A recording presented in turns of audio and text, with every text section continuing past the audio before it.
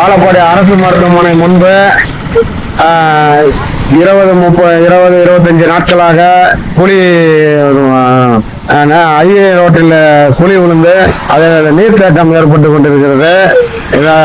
அதிகாரிகள் ஆட்சியை போக்கால் இங்கே விபத்து ஏற்படுறதுனால ஏற்கனவே ஒருத்தருக்கு எலும்பு முறிவு ஏற்பட்டு அவர் ஆத்தூர் தனியார் மருத்துவமனைக்கு சென்று விட்டார்.